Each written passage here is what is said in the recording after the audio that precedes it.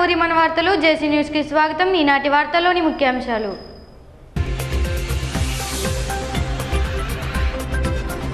జంగారెడ్డిగూడెం రామచంద్ర విద్యా సంస్థలో సత్యసాయి సేవా ట్రస్ట్ ఆధ్వర్యంలో జరిగిన వర్క్షాప్ లో పాల్గొన్న మంత్రి మాణిక్యాలరావు.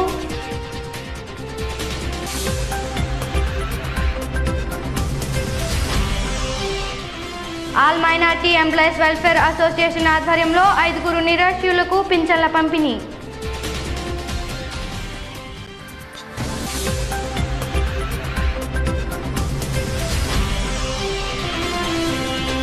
స్థానిక ఎంబీ సోషల్ క్లబ్ వద్ద బీజేపీ సభ్యత్వ శిబిరాన్ని ప్రారంభించిన మంత్రి మాణిక్యాలరావు.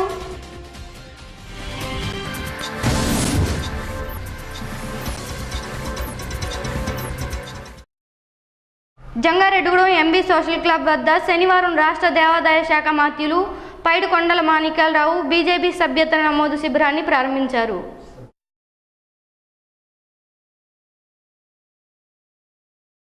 ఈ సందర్భంగా పలువురికి మంత్రి మాణిక్యాలరావు సభ్యత్వాన్ని అందజేశారు. ఈ సందర్భంగా ఏర్పాటు చేసిన సభలో పట్టణానికి చెందిన బీజేపీ నాయకులు మల్లాది వెంకట సీతారామరావు మాట్లాడుతూ చింతలపూడి నియోజకవర్గంలో సభ్యత్వ నమోదుకు ప్రతి కార్యకర్త సహకారం అందించాలని అన్నారు. ఈ కార్యక్రమంలో నాయకులు మేడా రామ్మోహన్ రావు, కరాటం రెడ్డి నాయుడు, కొండపల్లి కేశవబాబు, జిల్లా మాజీ గ్రంథాలయ చైర్మన్ నాగచందర్ రెడ్డి తదితరులు పాల్గొన్నారు.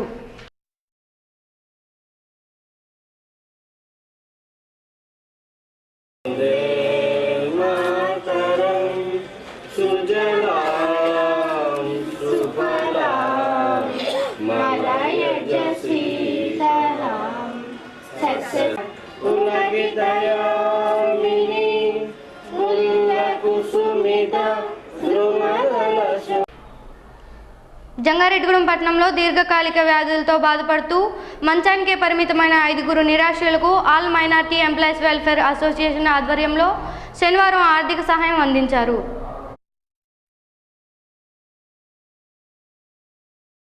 ఆ సంస్థ రాష్ట్ర ఉపాధ్యక్షులు ఉమ్మర్ అలీ ప్రతి నెల వృద్ధులకు 200 రూపాయల చొప్పున పింఛన్లు ఇస్తూ అదనంగా మరో 5 కూడా ఒక్కొక్కరికి 300 రూపాయల చొప్పున అందజేస్తున్నారు. అలాగే స్థానిక జిల్లా పరిషత్ పాఠశాల ఉపాధ్యాయులు నాగరాజు వారికి దుప్పట్లు పంపిణీ చేశారు. ఈ సందర్భంగా ఉమ్మర్ అలీ మాట్లాడుతూ ఎంతోమంది నిర్భాగ్యులకు ప్రతి నెల 5వ తారీఖున పింఛన్లు ఇవ్వడం సంతోషంగా ఉందని అన్నారు. తనకు సహకరిస్తున్న దాతలకు కృతజ్ఞతలు తెలియజేశారు. జంగారెడ్డిగూడెం మండలం నాగులగూడెం గ్రామంలో డివైఎఫ్ఐ ఆధ్వర్యంలో వృద్ధాప్య, వితంతు, వికలాంగుల పింఛన్లు పంపిణీ చేశారు. అర్హులైన ప్రతి ఒక్కరికి పింఛన్లు అందేలా తమ వంతు సహకరించినట్లు డివైఎఫ్ఐ జిల్లా కమిటీ సభ్యులు వంగ రామగోపాల ప్రసాదరావు తెలిపారు. చల్లారి మాణిక్యాలరావు షామియానా కుర్చీలు ఉచితంగా పంపిణీ చేశారు. ఈ కార్యక్రమంలో సిపిఎం మండల కార్యదర్శి కె బాలస్వామి, కె రాంబాబు, లాగు డేవిడ్, గెంజి రాజు, సర్పంచ్ బిళ్ళా జ్యోతి తదితరులు పాల్గొన్నారు. జంగారెడ్డిగూడెంలో శ్రీరామచంద్ర విద్యా సంస్థల ఆధ్వర్యంలో సత్యసాయి బాబా సేవా ట్రస్ట్ ఆధ్వర్యంలో సాఫ్ట్ స్కిల్స్ వర్క్షాప్ నిర్వహించారు. ఈ కార్యక్రమానికి ముఖ్య అతిథిగా రాష్ట్ర దేవాదాయ శాఖ మంత్రి పైడికొండల మాణిక్యాలరావు హాజరయ్యారు. ముందుగా మంత్రి జ్యోతి ప్రజ్వల చేశారు. ఈ సందర్భంగా ఏర్పాటు చేసిన సభలో రామచంద్ర విద్యా సంస్థల చైర్మన్ పివి కృష్ణారావు మాట్లాడుతూ విద్యార్థుల్లో మేధాశక్తిని పెంచడానికి ఇటువంటి వర్క్షాప్లు ఎంతగానో ఉపయోగపడుతున్నాయని అన్నారు. అలాగే మంత్రి మాణిక్యాలరావు మాట్లాడుతూ సత్యసాయి సేవా ట్రస్ట్ ఆధ్వర్యంలో చేపడుతున్న కార్యక్రమాలు అభినందనీయమన్నారు. సంస్థ సభ్యులు చిత్తశుద్ధితో పనిచేస్తున్నారని, సత్యసాయికున్న ఓపిక, సేవాతత్వం సభ్యులకు కూడా ఉందన్నారు. ఈ సందర్భంగా ఉత్తమ ప్రతిభ కనబరిచిన విద్యార్థులకు బహుమతులు అందించారు. సత్యసాయి సేవా ట్రస్ట్ ఆధ్వర్యంలో సత్యసాయి బాబా ప్రతిమలను మంత్రి మాణిక్యాలరావుకు, చైర్మన్ కృష్ణారావుకు అందజేశారు. ఈ కార్యక్రమంలో నగర పంచాయతీ చైర్పర్సన్ బంగారు శివలక్ష్మి, డిఎస్పీ వెంకట్రావు, పి శ్రీనివాస్, సత్యసాయి సేవా ట్రస్ట్ అధ్యక్షులు, సభ్యులు, పట్టణానికి చెందిన ప్రముఖులు, బీజేపీ నాయకులు, ప్రజలు, విద్యార్థులు, సాయిబాబా భక్తులు అధిక సంఖ్యలో పాల్గొన్నారు.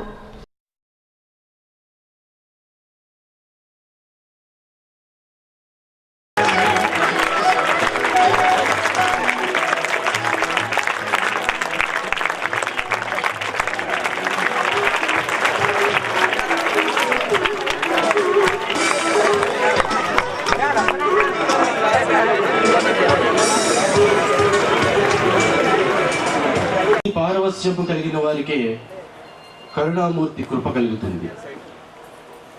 గూడాలన్నీ గుడులుగా మార్చటానికి, జన హృదయాలన్నీ భక్తి హృదయాలు కావాలని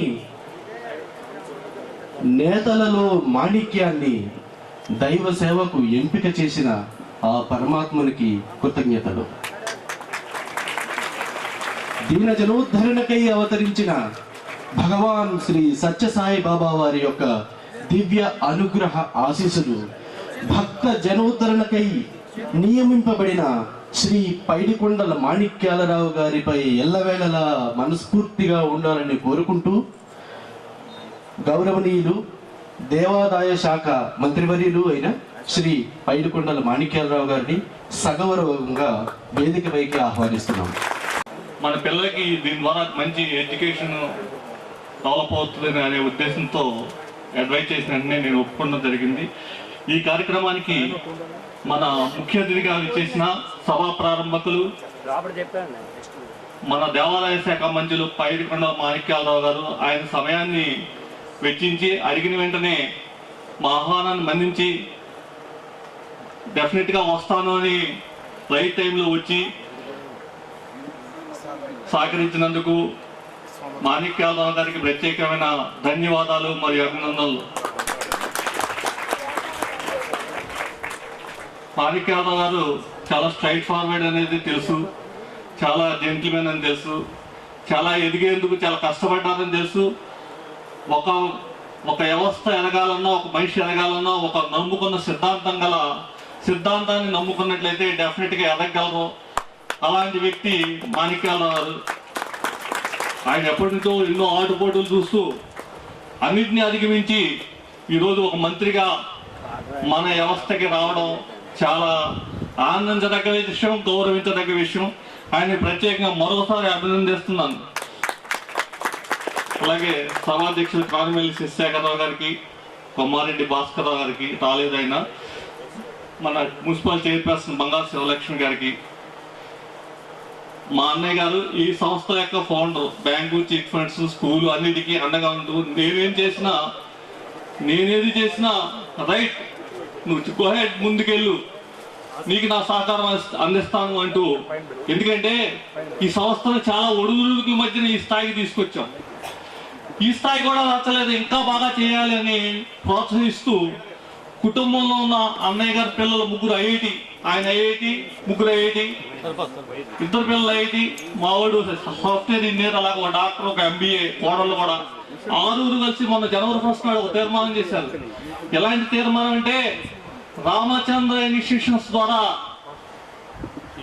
ఈ ఏరియాలో ఉన్నతమైన విద్యను, ఉన్నత ప్రమాణాలను, నైతిక విలువలను పేరెంట్స్కి, స్టూడెంట్స్కి ఈ ఏరియాలోనే కొత్త విధానాన్ని సృష్టించాలి, మేమందరం వెనకాల ఉంటాం, గోహెడ్ అని చెప్పి నాకు ఎండగా ఉండి మా అన్నయ్య గారికి, అలాగే కొత్తగా వచ్చారు డిఎస్పీ గారు, చాలా రిసీవ్ మొన్న వస్తుంతో నాకు ఫోన్ చేసి మాట్లాడి చాలా ఆనందం వేసింది డిఎస్పీ గారికి.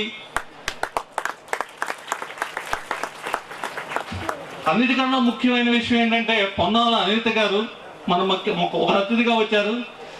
ఈ సంస్థలో ఎన్నో ఆటుపోట్లు ఉన్నాయి సార్ అంటే, కాదు నేను అండగా ఉంటానని గత 12 సంవత్సరాలుగా, గత 20 సంవత్సరాలుగా నేను బ్యాంక్ ఓపెనింగ్ కూడా కోటగిరి విద్యాధరరావు గారు, అప్పలాండ్ ఏరియాలోనే మహోన్నత నాయకుడు, అవినీతి అడిగిన మనిషి, జిల్లాలో ఎటువంటి అడమరికలు లేని మనిషి.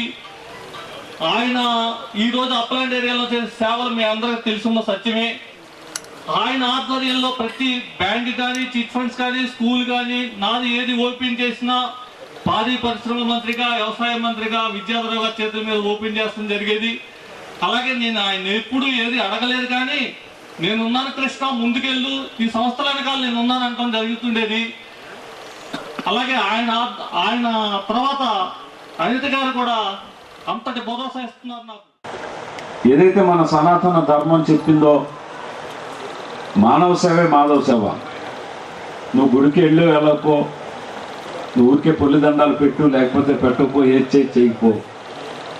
నువ్వు సాటి మనిషి కష్టంలో ఉన్నప్పుడు సహాయం కనుక చేస్తే ఖచ్చితంగా అది భగవంతుడికి సన్నిధానం దగ్గరికి చేర్చే ఓ మంచి మార్గం అని ఏదైతే మన ధర్మం చెప్పిందో దాన్నే భగవాన్ సత్యసాయి బాబా మనందరికీ కూడా ఆదర్శనీయమైన వ్యక్తిగా, ఒక దైవంగా మనం భావించవలసిన స్థితి ఏదైతే ఉందో, కేవలం సేవాభావాన్ని ప్రజల్లోకి మన ప్రాంతంలో ఇవాళ తీసుకెళ్ళిన ఒక ప్రధానమైన వ్యక్తిగా మన భగవాన్ సత్యసాయి బాబా ఉన్నారు.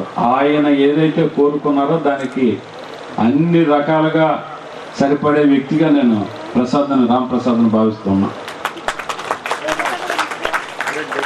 అలాగే ఇది ఇక్కడ మంచి గ్రేట్ స్పీకర్స్ ఇద్దరు ఉన్నారు, గోపీకృష్ణ, మల్లేష్. అయితే వాళ్ళిద్దరే నేను వెళ్ళలేదు, కానీ వీళ్ళు మిత్రులు చెప్పిన దాన్ని బట్టి ఎప్పుడైనా అవకాశం ఉంటే మీ కాలాంశం ఒకసారి నేను కూడా ఇని ప్రయత్నం ఎక్కడో చోట చేస్తాను. తప్పనిసరిగా చాలామంది పేరెంట్స్ కానీ పెద్దలు కానీ విద్యార్థులు అంటే ఉదయం 6 గంటలకి వెళ్ళిపోయి పుస్తకం తీసుకుని రాత్రి 10 గంటల దాకా చదువుకుని ఆ పుస్తకాన్ని ఊరికే కంఠస్థ పట్టడం ద్వారా వారు మంచి స్థాయిలో ఉండాలని, మంచి ఎంప్లాయ్మెంట్ సంపాదించాలనే ఆలోచించాలి ఎక్కువ ఉంటుంది. దాంతోపాటుగా సమాజం, పరిస్థితులు, సేవాభావం అన్నీ కలగలిపినప్పుడే మాత్రమే వాళ్ళు రాణిస్తారు వివిధ రంగాల్లోనూ. బయట లౌకిక జ్ఞానం కూడా, చదువు ఎంత అవసరమో లౌకిక జ్ఞానం కూడా అంతే అవసరం. ఆ దిశగా ఇలాంటి వర్క్షాప్లు ఏవైతే ఉన్నాయో, ఈ వర్క్షాపుల కారణంగా వారిలో ఒక నిబద్ధత, అలాగే లీడర్షిప్ క్వాలిటీ, అలాగే దాంతోపాటుగా చదువు మీద మరింత జిజ్ఞాస, అలాగే ప్రపంచానికి సంబంధించిన పరిజ్ఞానాన్ని కూడా అర్థం చేసుకుని ఆలోచించే పరిస్థితి ఉంటుంది. కనుక చక్కటి కార్యక్రమాలు నిర్వహిస్తున్న ఈ రామచంద్ర విద్యా సంస్థల వారిని కూడా నేను హృదయపూర్వకంగా అభినందిస్తూ, ఇవాళ ప్రధానంగా మా ఉపన్యాసాల కంటే వాళ్ళు కావాల్సింది వర్క్షాప్ ఏదైతే స్పీకర్స్ ఉన్నారో వీరి ఉపన్యాసాలు వినడం ద్వారా మీరు ఎడ్యుకేట్ కావాల్సిన అవసరం ఉంది. కనుక ఇలాంటి ఒక చక్కటి సేవా సంస్థ ఆధ్వర్యంలో నిర్వహించబడే ఈ కార్యక్రమంలో నాకు భాగస్వామ్యం కల్పించిన మీ అందరికీ కూడా పేరు పేరున నేను హృదయపూర్వక ధన్యవాదాలు తెలియజేసుకుంటూ సెలవు తీసుకుంటున్నాను. స్థానిక గోకుల తిరుమల పారిజాతగిరి దేవస్థానంలో శనివారం సందర్భంగా ప్రత్యేక పూజలు నిర్వహించారు. పట్టణపాలెం గ్రామానికి చెందిన పేట రాంబాబు దంపతులు భక్తులకు అన్నప్రసాద వితరణ చేశారు. ఈవో పెన్మెత్స విశ్వనాథరాజు, ఆలయ అభివృద్ధి కమిటీ సభ్యులు పాల్గొన్నారు. సూపర్ స్టార్ కృష్ణ మేనల్లుడు శివ నటిస్తున్న నూతన చిత్రం ప్రారంభోత్సవం హైదరాబాద్లో శుక్రవారం జరిగింది. జె ప్రభాకర్ రెడ్డి దర్శక నిర్మాతగా వ్యవహరిస్తున్న ఈ సినిమా ప్రారంభోత్సవానికి పట్నానికి చెందిన ప్రిన్స్ మహేష్ బాబు అసోసియేషన్ అధ్యక్షులు బవిర్శెట్టి మురళీకృష్ణ హాజరయ్యారు. ఈ సందర్భంగా బవిర్శెట్టి మురళి సొంత ఖర్చులతో ప్రింట్ చేయించిన హీరో శివ క్యాలెండర్ను హీరో శివ, హీరోయిన్ మేఘశ్రీ చేతుల మీదుగా ఆవిష్కరించారు. జంగారెడ్డిగూడెం మండలం లక్కవరం, చక్రదేవరపల్లి గ్రామాల ప్రాథమిక పాఠశాలలో లక్కవరం పిహెచ్సి ఆధ్వర్యంలో స్వైన్ ఫ్లూపై అవగాహన కల్పించారు. పిహెచ్సి వైద్యాధికారిని డాక్టర్ శిరీష ఆధ్వర్యంలో ఈ కార్యక్రమం నిర్వహించారు. ఈ సందర్భంగా విద్యార్థులు భోజనం చేసేటప్పుడు తప్పకుండా చేతులు శుభ్రంగా కడుక్కోవాలని, దగ్గినప్పుడు తుమ్మినప్పుడు చేతి రుమాళ్ళు అడ్డు పెట్టుకోవాలని సూచించారు. ఈ కార్యక్రమంలో ఆయా పాఠశాల ప్రధానోపాధ్యాయులు, వైద్య సిబ్బంది సుకుమార్, మేరీగోల్డ్ ఏఎన్ఎంలు పాల్గొన్నారు. రానున్న గోదావరి పుష్కరాలకు 200 కోట్ల నిధులు మంజూరు అయ్యాయని రాష్ట్ర దేవాదాయ శాఖ మంత్రి పైడికొండల మాణిక్యాలరావు అన్నారు.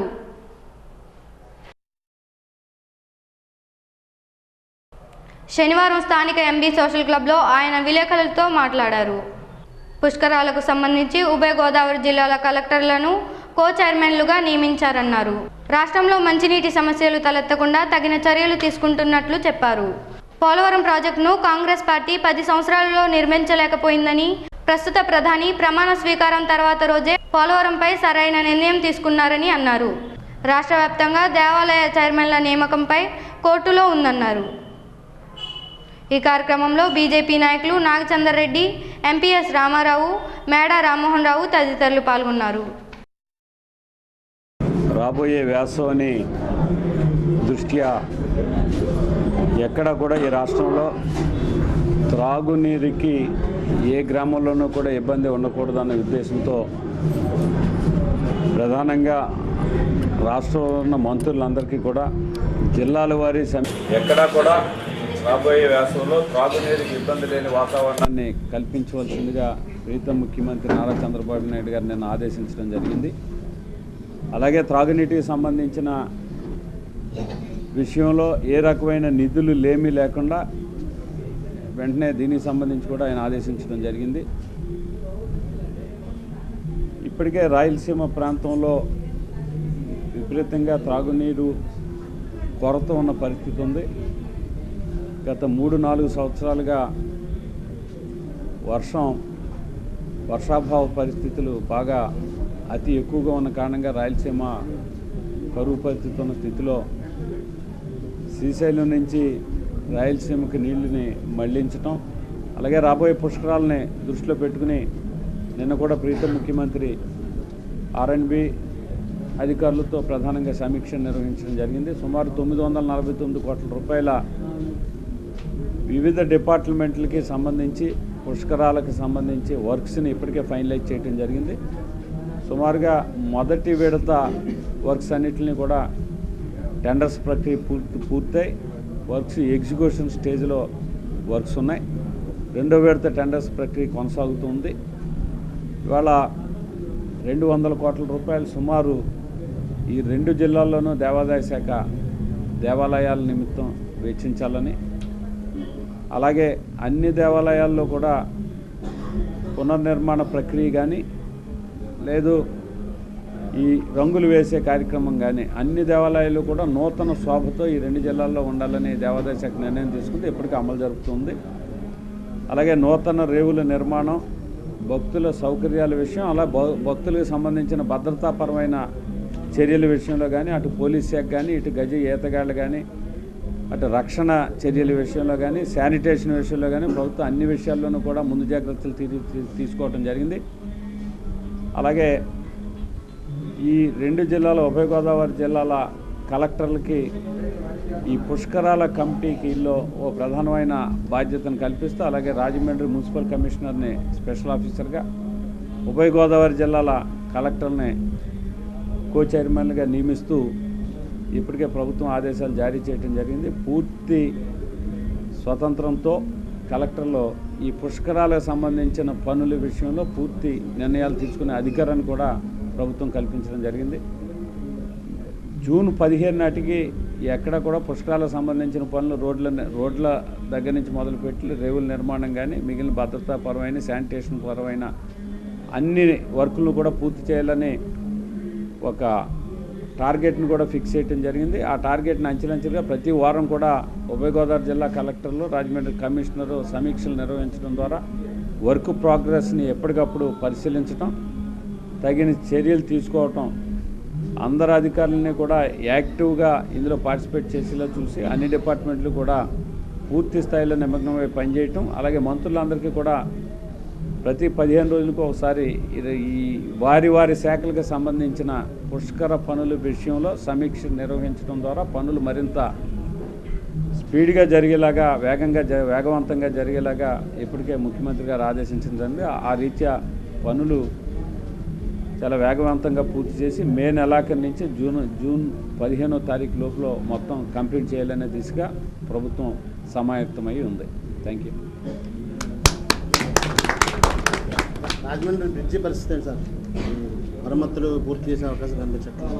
రాజమండ్రి బ్రిడ్జి ఏదైతే ఉందో గత ప్రభుత్వాలు చాలా అలసత్వం కారణంగా బేసికల్గా కింద ఉన్న ఏదైతే ఈ కంప్రెషన్ చేసే ఈ జాయింట్స్ ఉంటాయో ఐరన్ జాయింట్స్ అన్నీ కూడా ఫెయిల్ అయినాయి అని రైల్వే వాళ్ళు చెప్పడం జరిగింది.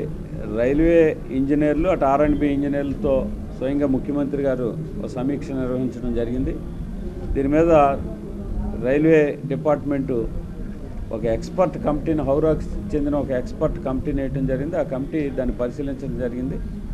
6 నెలల పాటు రైళ్ల రాకపోకలు ఆపితే తప్ప దాన్ని మళ్ళీ పునరుద్ధరించడం సాధ్యం కాదనే పరిస్థితిని కూడా వాళ్ళు చెప్పడం జరిగింది. దీని రీత్యా ఏ రకంగా దీన్ని పూర్తి చేయాలన్న ఆలోచనలో అవసరమైతే పుష్కరాలకు సంబంధం లేకపోయినా ఆ రైల్వే బ్రిడ్జిని పునరుద్ధరణ చేయాలని కేంద్ర ప్రభుత్వాన్ని కోరటం జరిగింది. అలాగే రోడ్ బ్రిడ్జ్ ఏదైతే 4 లైన్స్ రోడ్ బ్రిడ్జి పూర్తయి ఉందో దానికి అప్రోచ్ రోడ్ల నిర్మాణం కాలేదు, వెంటనే అది కూడా ఆదేశించడం జరిగింది. ఆ అప్రోచ్ రోడ్లు పూర్తి చేయడం ద్వారా ఎక్కడ కూడా ప్రయాణికులకి ఇబ్బంది లేని ఆ బ్రిడ్జ్ నుంచి కనెక్టివిటీని ఇవ్వటం ద్వారా రాజమండ్రికి కానీ ఇటు కొవ్వూరుకి కానీ ఎక్కడ కూడా భక్తులకు అసౌకర్యం కలగకుండా చర్యలు తీసుకుంటా ప్రభుత్వం సమాయత్తమైంది. దేవాలయ కమిటీల విషయంలో కొంత కోర్టు నుంచి మాకు హర్డిల్ ఉంది. ఆ హర్డిల్ క్లియర్ అయ్యగానే దేవాదాయ కమిటీలు నియమించడం జరుగుతుంది. ఏదమ్మా కాంగ్రెస్ పార్టీ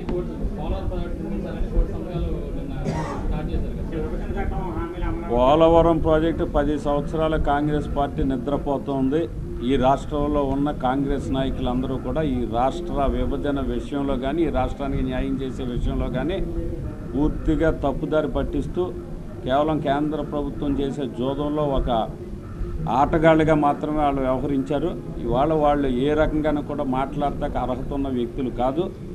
కేంద్రం చాలా చిత్తశుద్ధితో ప్రధానిగా నరేంద్ర మోడీ ప్రమాణ స్వీకారం చేసి నెక్స్ట్ డేనే పోలవరానికి సంబంధించిన ఆటంకంగా ఉన్న ముంపు ప్రాంతాలను ఆంధ్రప్రదేశ్లో కలిపి ఆర్డినేషన్ ఫస్ట్ క్యాబినెట్ మీటింగ్గా మరునాడే ప్రమాణ స్వీకారం నెక్స్ట్ డేనే చేసి చిత్తశుద్ధిని ప్రధానమంత్రి ప్రకటించడం జరిగింది. పోలవరం విషయం ఇప్పటికే కేంద్ర ప్రాజెక్టుగా కేంద్ర ప్రభుత్వం డిక్లేర్ చేసింది. అది ఖచ్చితంగా 4 సంవత్సరాల్లో నిర్మించి ఈ రాష్ట్రమే కాదు పోలవరం ప్రాజెక్టు ద్వారా ఒక లింక్ కెనాల్ని ఇప్పటికే లింకింగ్ కెనాల్గా కూడా ఒక ప్రాజెక్ట్ని ఇక్కడ తీసుకోవడం జరిగింది. గోదావరి, కృష్ణా, కావేరీ నదుల అనుసంధానం చేస్తూ ఒక లింకింగ్ కెనాల్, దీనికి కూడా ఇప్పటికే 1500 కోట్ల రూపాయల నిధిని కూడా మంజూరు చేయడం జరిగింది. ఈ రీత్యా కేంద్ర ప్రభుత్వం చాలా చిత్తశుద్ధితో ఆంధ్రప్రదేశ్నే కాదు భారతదేశాన్ని కూడా అభివృద్ధి పదంలో తీసుకువెళ్ళే దిశగా, అవినీతి లేని దిశగా పనిచేస్తూ ఉంది.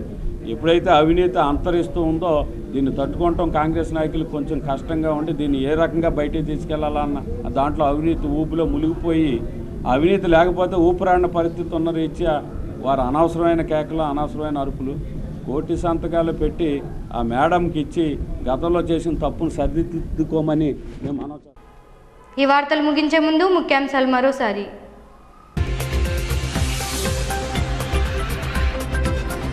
జంగారెడ్డిగూడెం రామచంద్ర విద్యా సంస్థలో సత్యసాయి సేవా ట్రస్ట్ ఆధ్వర్యంలో జరిగిన వర్క్షాప్లో పాల్గొన్న మంత్రి మాణిక్యాలరావు.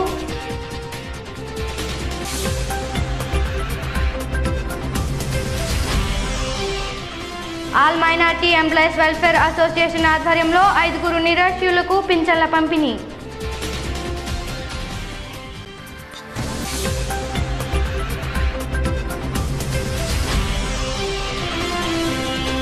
స్థానిక ఎంబీ సోషల్ క్లబ్ వద్ద బీజేపీ సభ్యత్వ శిబిరాన్ని ప్రారంభించిన మంత్రి మాణిక్యాలరావు.